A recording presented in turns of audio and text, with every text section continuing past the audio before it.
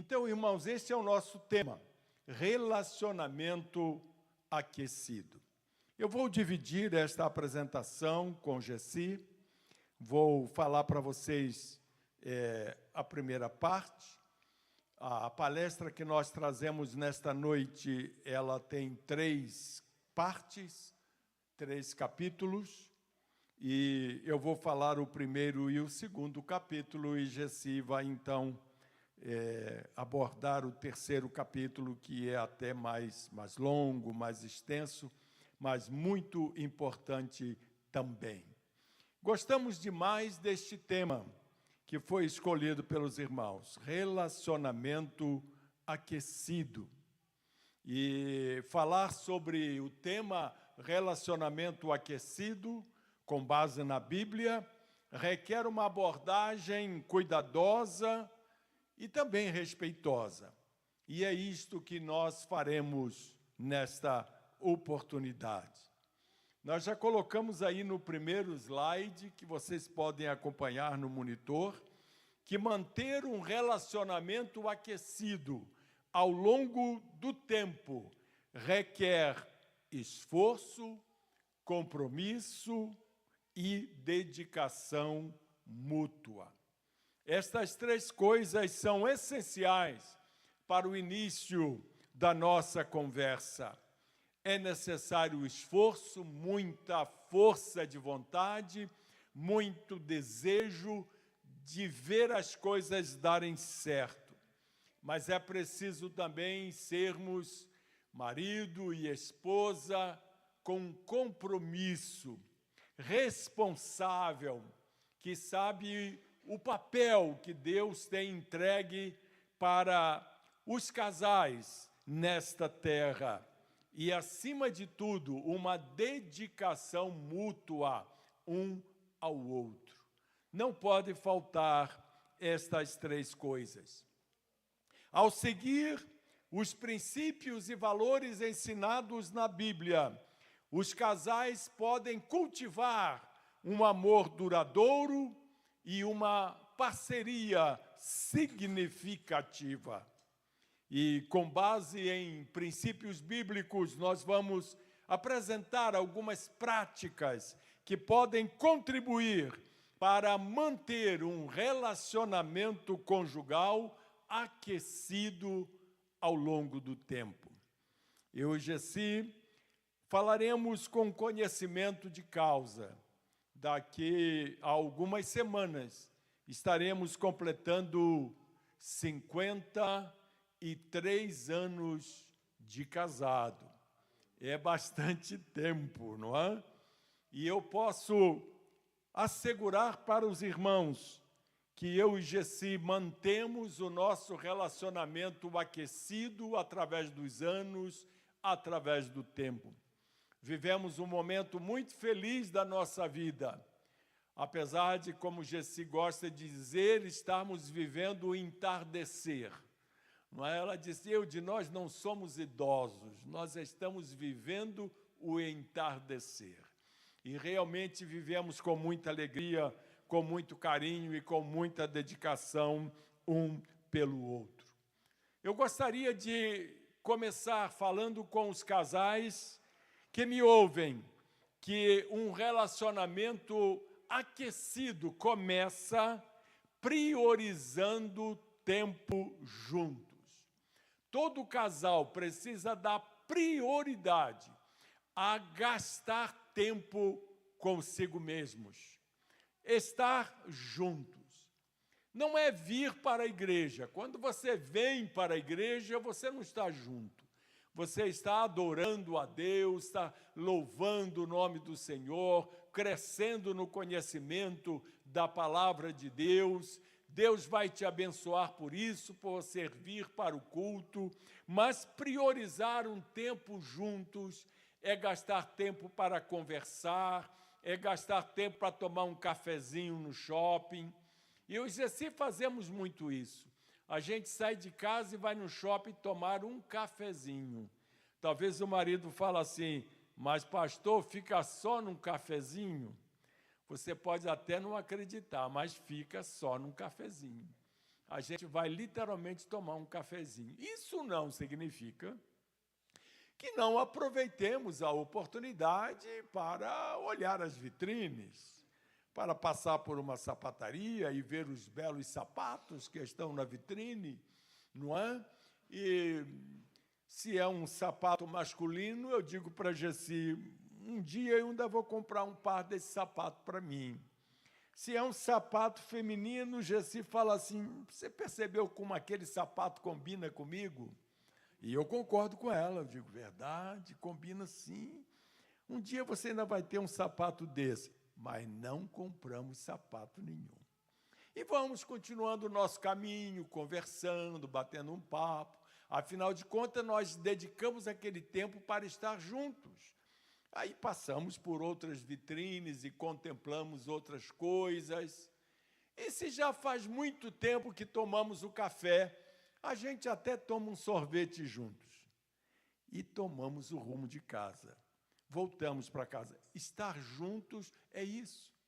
Estar junto é também você gastar tempo para conversar, para o casal conversar em casa.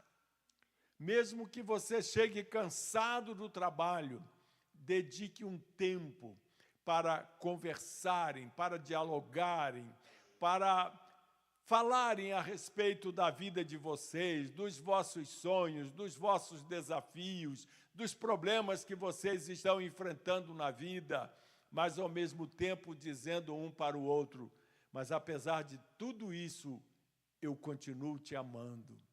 Você é a mulher da minha vida, você é o homem da minha vida. Isso faz um bem enorme, tanto para o homem quanto para a mulher. Demonstrem afeto, conversem, saiam em encontros, pratiquem atividades juntos e simplesmente aproveitem a companhia um do outro. Saiam para caminhar, façam uma caminhada juntos e enquanto caminham, vocês vão conversando. Meus queridos casais, o casamento é um compromisso que exige esforço e dedicação de ambas as partes. Não é fácil, não cai de mão beijada para a gente tocar a vida. Não, precisa que haja esforço e que haja dedicação a este relacionamento mútuo. A Bíblia ensina o crescimento individual e mútuo do casal em Eclesiastes, capítulo 4, versículo 12. Eu fiquei tão animado que esqueci até de passar aqui o slide. Não é o da direita, não, é o do meio. Deixa eu ver, não está querendo isso. Vocês passam aí para mim? Você passa aí para mim o próximo? Isso. Até esqueci um slide bonito desse. Demoramos tanto eu e Gessi para fazer esse slide, eu estou esquecendo dele. Então, aí está o versículo que eu acabei de mencionar. Eclesiastes, capítulo 4, versículo 12. Uma corda de 3 cordões é difícil de arrebentar. E esses 3 cordões, se referindo ao casal, é o marido, é a esposa e é o Senhor Jesus. Um Jesus sempre presente em nosso casamento. Mas há um segundo aspecto importante deste relacionamento aquecido que nós precisamos considerar. O meu dedo não está gostando, ou melhor, o tablet não está gostando do meu dedo. Não se preocupe não, fique em paz. Pode passar aí o próximo slide, por gentileza. Em segundo lugar, demonstrar amor e afeto. Para mantermos um relacionamento aquecido, nós precisamos, em primeiro lugar, priorizar tempo juntos. E, em segundo lugar, demonstrar amor e afeto. Expresse seu amor e carinho regularmente por meio de palavras, gestos e ações. Pequenos atos de gentileza, Demonstrações de afeto fazem a diferença. Cada casal deve buscar aplicar os princípios bíblicos de acordo com sua realidade e contexto. Por exemplo, anos atrás, quando eu ainda estava trabalhando profissionalmente, todas as vezes que eu chegava em casa, eu não cumprimentava um filho, nem outro filho, nem pegava o cachorro no colo, eu ia direto ao encontro de Gessi e dava um abraço nela, um beijo nela, e perguntava para ela como tinha sido o dia dela. E depois disso, então, eu ia falar com os filhos, eu ia fazer um cafuné no cachorro, enfim, tudo que fosse necessário. Mas a minha prioridade era Gessi. Pequenas palavras, pequenos gestos, pequenas ações. Esses dias, Gessi deu vontade de tomar um cafezinho à noite, porque café não tira o sono dela, não. Ela toma café e dorme. E aí, mas ela não estava animada para levantar para ir na cozinha. E eu prontamente disse para ela, fica tranquilo, vou providenciar o seu café. E levantei e fui lá e preparei um cafezinho fresquinho, trouxe para ela na cama e junto com o cafezinho eu trouxe uma bolachinha também, trouxe até um guardanapo para ela passar na boca depois de tomar o café, não é? E ela dormiu maravilhosamente bem. Não é? Então, são pequenos gestos, pequenas ações que fazem muita diferença no relacionamento de um casal. Por isso que a palavra de Deus diz, lá em Efésios, volte lá no segundo, por gentileza, foi para o terceiro, mais um pouquinho, volta mais. Vamos voltando. Vai agora. Isto aí, perfeito. Muito bem. Então, observe o que diz a palavra de Deus em Efésios, capítulo 5, versículo 33. Cada marido deve amar a sua esposa como ama a si mesmo, e cada esposa deve respeitar o seu marido. É muito interessante um segredinho de Deus aqui neste versículo. Ele diz que o marido deve amar a esposa, mas não diz que a esposa deve amar o marido. E algumas mulheres até pensam, obrigado, querido, que não tem a obrigação de amar o marido, mas tem. Deus recomenda ao marido amar a esposa, porque o amor da mulher é um amor retributivo. Quando a mulher é amada, ela ama também. Quando ela recebe amor, ela dá amor também. Mas em relação à mulher, diz que ela deve respeitar o marido. O que eu acho interessante neste versículo é que nós podemos nos referir a ele com aquele velho axioma da nossa língua que a gente chama de e vice-versa, não é? Tudo aquilo que se aplica ao marido também se aplica à esposa, e tudo aquilo que se aplica à esposa também se aplica ao marido. O marido deve amar a sua esposa, e a sua esposa deve amar o seu marido. A esposa deve respeitar o seu marido, e o marido deve respeitar a sua esposa. À medida que o tempo vai passando, às vezes nós esquecemos dessas coisinhas pequenas, mas que são essenciais para que você possa manter aquecido o seu relacionamento. Eu vou, então, a partir de agora, passar aqui a palavra para Gessi, e ela vai, então, continuar. Uma das coisas muito importantes que vivemos nos dias de hoje se chama relacionamento. Tanto o relacionamento conjugal, quanto o relacionamento familiar, o relacionamento de pai com os filhos. E hoje a gente encontra uma defasagem muito grande dentro desse tema, relacionamento. E para mim ficou, para a gente pensar sobre isso, Comunicar-se com clareza e honestidade é preciso para resolver conflitos de maneira saudável. E quando nós paramos para pensar sobre relacionamentos, tem a ver muito com as emoções. Quando o bebê nasce, quando ele sai da barriguinha da mãe, o que é que ele tem que fazer primeiro? Fazer o quê? Chorar. Se o bebê não chora, o médico corre, essa criança nasceu com um problema sério. Quando nós nascemos, a primeira coisa que acontece com o ser humano é a emoção do choro, a emoção da vida. E todos nós vamos crescendo, vai formando a nossa personalidade, o nosso cognitivo, o nosso modo de pensar, todo ele é realizado dentro das emoções. E uma das coisas mais terríveis que nós estamos vivendo nos dias de hoje está relacionado às emoções. O que é a depressão? É uma emoção. O que é a síndrome do transtorno da pessoa comer demais? É a emoção.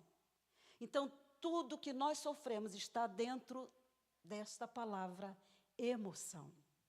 Por isso que a Bíblia ela é tão maravilhosa, a palavra de Deus é rica, porque a palavra de Deus diz que nós devemos oferecer a Deus o quê? Um culto emocional? Um culto racional. E quando nós estamos envolvidos simplesmente na emoção, nós não pensamos com a razão. É naquele momento em que você se explode, há uma briga no trânsito, alguém encostou no seu carro, e você ali, sem pensar, naquele momento da emoção, você faz o que não deveria ter feito. E a palavra de Deus diz que nós precisamos viver com a razão. E em Tiago 1,19, diz assim: lembrem disto, meus queridos irmãos, cada um esteja pronto para... Mas demore para quê? E ficar com... Está vendo aí as emoções? Olha o segredo do versículo. Lembrem disto, meus queridos irmãos, cada um esteja pronto para ouvir. Então, se você está ouvindo, é porque alguém está falando. E no relacionamento conjugal, o que é mais importante e é mais difícil é ouvir. Mais difícil é ouvir. Porque sempre nós vamos procurar uma justificativa para os nossos atos e até mesmo para justificar o nosso erro. E aí a palavra de Deus vem e diz e fala assim: demore para falar, porque o outro está lá falando e você aqui começa a tentar falar mais alto. E aí vem o quê? A emoção sem controle, entra a raiva e o outro fala aquilo que não deveria ter dito naquele momento. E às vezes chama a mulher até de feia, e essa palavra para ela dói no fundo da alma, porque desde criança ela ouviu: menina, você é feia. Menina, como você é feia. E depois que ela se casa, o príncipe dela vem e fala: menina, você é feia. E o que acontece nessa hora? É um momento de raiva. E aí, é interessante aqui, como agimos de forma inconsciente na regulação das emoções. Isso tem a ver com a neurociência afetiva. Não é invenção. Os cientistas estudaram e chegaram a esta conclusão, que nós devemos... O nosso corpo, ele reage de formas diferentes, o nosso cérebro, para que essas emoções sejam reguladas. Senão você...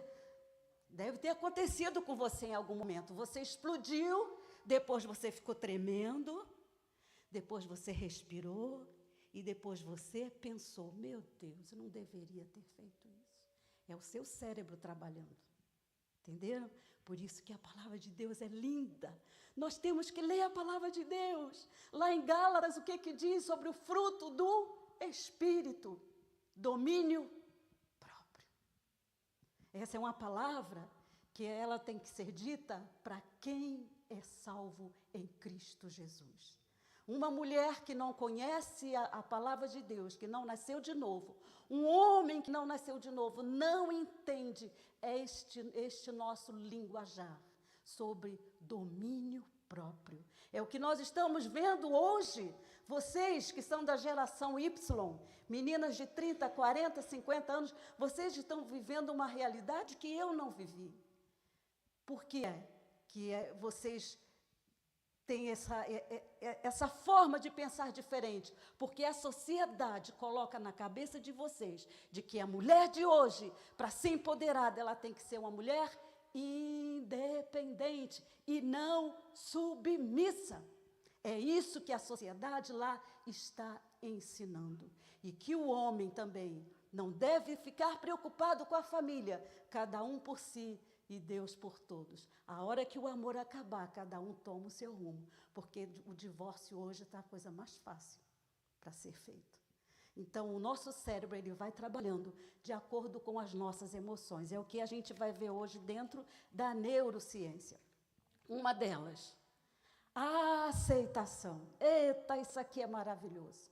O que é aceitação? São as emoções desagradáveis que vão somatizando no decorrer dos anos e em total desprazer de estar aonde? Do lado do outro. Sabe como que isso acontece?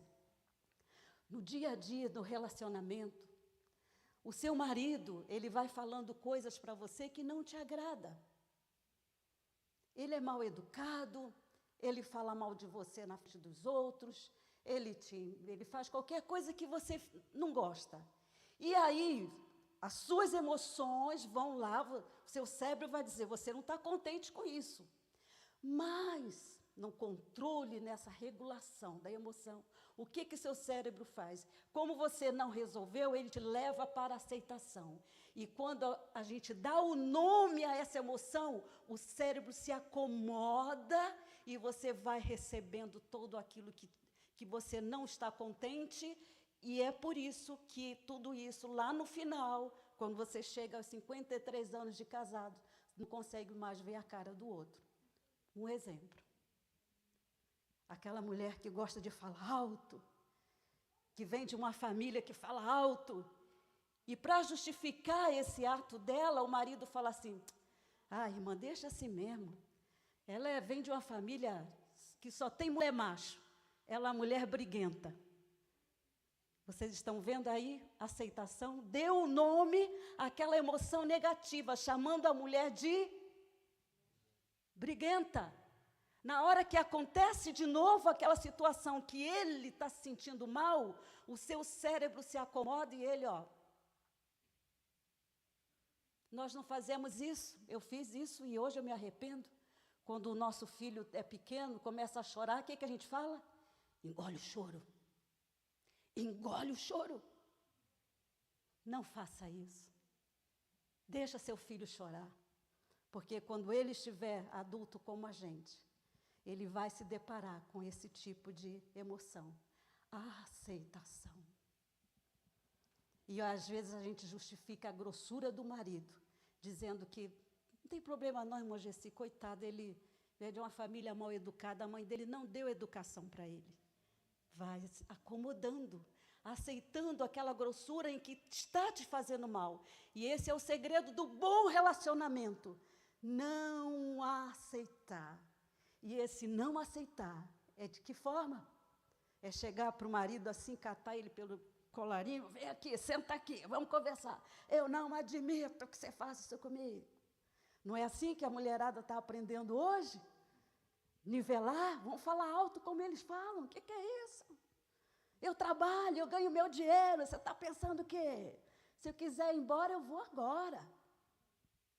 É isso que vocês estão aprendendo lá fora. Mas o que é que nós aprendemos dentro da palavra do Senhor? Que nós precisamos saber o momento de falar e um momento de ouvir. Ouça o que o outro quer te falar, mesmo que você não queira. Mesmo que você chegue e fale, meu Deus, lá vem essa mulher com essas histórias de novo. Ouça, porque não é meninice, não é criancice, são histórias que nós trazemos na nossa vida desde a infância. A forma que você foi criado é diferente da forma que ele foi criado. Por isso é que nós precisamos respeitar, acima de tudo, respeitar o que o outro está falando. E uma das coisas importantes dentro do relacionamento, quando os anos vão passando, é essa falta de respeito que vai sumindo, sabia? Essa falta de respeito. Quando a gente casa é tão gostoso, né? O marido está lá, toma banho, está cheiroso. Ah, que coisa linda. Esse é o meu príncipe encantado, sei o quê. Vai passando o tempo. Daqui a pouco você chega e fala, mas você está fedida, hein? Você tem que tomar banho. Você é porco, você é isso. A sua mãe não te ensinou. Você tem que deitar e escovar os dentes. Vem aqui, não sei o quê. Esse cabelo todo lambido vai para a igreja. E essa roupa suja. Cadê o respeito? O homem principalmente, quando a gente se arruma, eu adoro na idade que eu estou. Eu te falo, gente, você está bonita. Poxa, eu gosto. Caramba, isso é maravilhoso. Mas tem homem que chega na igreja e fala para outra irmã, mas você hoje está bonita. Mas para a esposa dele que estava em casa, ele não falou. Entenderam? Então, a gente precisa muito dessas minúcias dentro do relacionamento. São pequenas raposinhas que o diabo coloca para interferir no segredo da felicidade daqueles que servem a Deus com dedicação. E nós vivemos esse tipo de realidades dentro da igreja. E vocês são privilegiados que estão aqui ouvindo isso hoje. Passe para outras que não vieram. Vai lá, fala para elas, vocês perderam. Aí o número 2, vem o quê aqui? Ruminação. Colossenses 3:13. Não fiquem irritados uns com os outros e perdoem uns aos outros. O que significa ruminação? O que o boi faz? Ele come o dia todo, né? Come. Quando chega de noite, o que o boi faz? Fica lá mascando chiclete? Não, ele está ruminando. Tudo aquilo que ele comeu vem, e aí ele vai triturando. Minhas irmãs, meus irmãos, isso acontece demais dentro do relacionamento. Acontece muito. As coisas vão acontecendo e você não fala. Olha aqui a aceitação. E você não fala. Aí chega de noite, o maridão deita, e aí vem, dá um cheiro, fala, você está cheirosa hoje? Aí você fala, vira para lá, porque você vai dormir virado para lá, para a parede. E você não vai encostar em mim. Essa semana, não. São atitudes que as mulheres tomam sem que o outro saiba o segredo, ou vice-versa. A mulher, às vezes, faz alguma coisa, o marido não gostou, e aí ele fica nervoso e joga as coisas, e às vezes não quer nem comer. Você faz uma comida gostosa, não quero comer. Meu Deus, o que aconteceu? Você comeu na rua hoje? Não estou com fome. Está o quê? Ruminando. E aí a palavra de Deus, ela é maravilhosa. Lá em Lamentações 3, versículo 21, diz o quê? Quero trazer à memória aquilo que me dá esperança. E qual é a esperança do crente? É viver uma vida maravilhosa aqui nesta terra, desfrutar da bênção de Deus. E ter um casamento feliz, um relacionamento feliz, é um segredo para você desfrutar um pedacinho do que você vai viver lá no céu. E quando nós lemos a palavra do Senhor, nós ainda guardamos uma orientação de Deus, dizendo lá em Salmos 119, escondi a tua palavra no meu coração, para eu não pecar contra ti. E onde está o pecado aqui dentro dessa ruminação? É a falta de perdão. Os irmãos sabem que eu sou terapeuta especializada em mulheres. E o que eu tenho recebido no consultório de mulheres que estão sofrendo dores terríveis que vocês não conseguem imaginar. E o segredo é a falta de perdão. Aquele pai que maltratou, aquela mãe que não soube cuidar, aquele marido que ainda machuca as feridas que lembram da infância. Tem que haver perdão. E quando nós perdoamos, não importa a posição do outro, porque se eu perdoo, eu estou fazendo bem para mim mesma. Esse é o segredo. É o segredo de não ficar ruminando, mesmo que a pessoa depois fale, eu não te perdoei. Deixe, é ela com Deus, mas você perdoou. Você se curou daquela emoção negativa. Amém, irmãos? Maravilha, estão entendendo? Se alguém não entender, pode levantar a mão que a gente responde. Número 3. Aí entra outra forma do seu cérebro encontrar uma saída, que é a supressão. Eita, isso aqui, muita gente vai se identificar. Você já se viu de madrugada fugindo lá, pegando alguma coisa escondida na geladeira? Acordou à noite, vou lá, abre a geladeira, o que tem lá, você come. No outro dia você fala, meu Deus, mas por que é que eu fiz isso? Sabe por quê? Porque você não deu um resultado final para aquela sua emoção negativa. Você ficou ruminando, você aceitou o que o outro estava fazendo sem que tivesse um diálogo de envolvimento e de cumplicidade, porque o segredo do casamento é cumplicidade. Então, você não conversou, você guardou, você ruminou. E aí entra o quê? A supressão. É onde as pessoas se perdem. E naquele segredo de a dieta eu vou começar na segunda-feira. E nunca começa. É a supressão. É aquela pessoa que vai no médico, no psiquiatra, doutor, eu estou passando mal, eu fico tremendo à noite. E o que o psiquiatra faz? Receita o quê? Rivotril. Receita um ansiolítico, falei correto? Para dormir. Mas não foi a raiz do problema. Resolveu o sintoma, não resolveu a raiz do problema. E hoje nós estamos aqui para conversar sobre a raiz do problema. E qual é a raiz do problema? Olhe para você, veja o que está te causando um mal-estar dentro do seu relacionamento. Não acredite que isso daqui é importante, isso aqui não é. Pode não ser importante para você, mas é importante para o seu cônjuge. Pode não ser importante para ele, mas é importante para você como mulher. E é por isso que nós precisamos colocar em prática essa dádiva de Deus, esse treinamento que vem do Senhor, saber ouvir e falar na hora certa. Então, se você, mulher, está vivendo essa realidade de supressão, comendo demais, às vezes até nem come, perde a fome, não é? Perde a vontade de arrumar casa, perde a vontade de sair. Isso é uma forma de supressão do seu organismo. É o seu cérebro dizendo, tem alguma coisa errada. Você precisa mudar o seu jeito de ser. Porque aí vai somatizando. Lá no final, o que vai acontecer?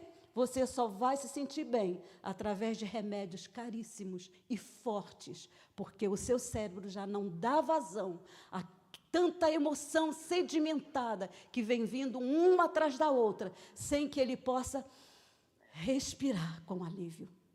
Entenderam, irmãs? Isso aqui é importante para nós, que o nosso Deus nos criou com livre arbítrio. Então, você tem que tomar uma atitude. Nós sabemos que o nosso Deus é o Deus do impossível, que Ele nos cura, que Ele transforma o homem, mas existem momentos, existem coisas que nós precisamos fazer. Depende de nós. Jesus ressuscitou. Não foi preciso que ninguém fosse lá tirar a pedra do sepulcro. Isso não precisou. Mas foi preciso que aqueles que viram o Cristo ressuscitado falassem, divulgassem que aquele Cristo havia ressuscitado. E é isso que nós fazemos aqui. Nós não pregamos historinhas da carochinha, nem inventamos histórias, nós falamos coisas que realmente as pessoas vivem, se viverem debaixo da orientação do Senhor, vivendo uma aceitação de submissão à palavra de Deus. E o que isso quer dizer? É uma mulher fora do seu tempo? Não. Empoderada somos nós. Empoderada somos nós, porque somos mulheres sábias, que, acima de tudo, estamos buscando edificar a nossa casa. Aí vem o número 4, evitação. Esse aqui é importante. Evitar situações para não sentir a emoção. Já viveram isso? Que você está vivendo com seu cônjuge, acontece alguma coisa e você fala, não quero viver isso daqui, não. Vamos evitar esse assunto. Não quero tocar nesse assunto. Isso me machuca. Já aconteceu? Não falar nesse assunto, não. Eu queria falar com você, meu bem. Não fala não. Tem homem que não gosta de DR. Sabe o que é DR, né? A mulherada sabe, todo mundo sabe. Ninguém sabe o que é DR? É uma discussão de relacionamento. Qual o homem que gosta disso? Não gosta. Eles fogem. E aí uma dica para vocês. Pega eles pelo braço. Na hora que for sair juntos, amanhã é dia dos namorados.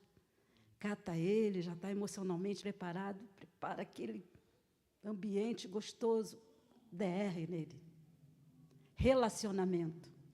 Porque não adianta andar de mãos dadas, não adianta falar palavras de carinho, em determinados momentos, palavras que o outro fala, te machuca, te fere até na alma. E você vai somatizando, você não fala. Aí lá na frente, com 30, 40 anos de casados, a gente vê casais se separando. E a gente não consegue entender, meu Deus, por quê? Mas tanto tempo de casado, já estão velhinho, e vão se separar porque não se suportam mais. Eles entraram nessa linha de evitação, nessa linha de aceitação, de ruminação. E o que é que nós devemos fazer, mulheres sábias? Número 5. Reavaliação.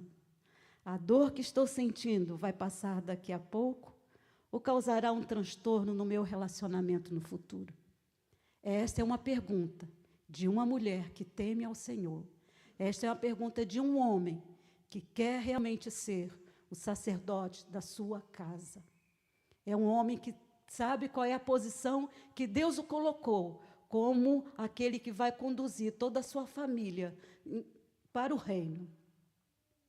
E essa reavaliação, ela deve ser feita constantemente na nossa vida. A gente precisa parar e olhar para o que nós estamos vivendo, parar para aquilo que nós estamos semeando. Será que o que eu estou vivendo aqui vai me ajudar lá no futuro? Porque quando somos jovens, nós não pensamos na velhice, não pensamos no entardecer. Eu jamais pensei que eu estaria hoje com 53 anos de casado. E quando eu vejo esse número, eu falo, meu Deus, não é tudo isso não, Jesus.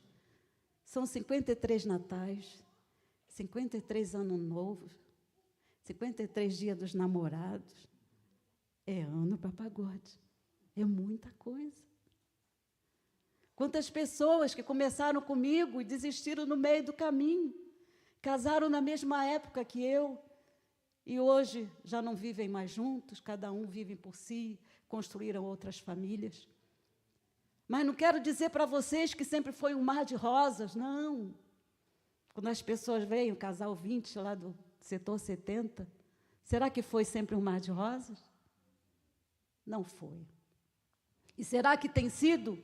Não tem sido. Sabe por quê? Porque nós não nascemos prontas.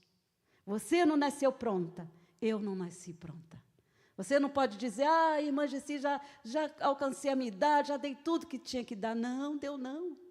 Enquanto nós estamos aqui respirando, tem algo acontecendo. O que nasce pronto é geladeira, é fogão, que tem o tempo que você usa e daqui a pouco ele começa a quebrar. E o que você fala assim?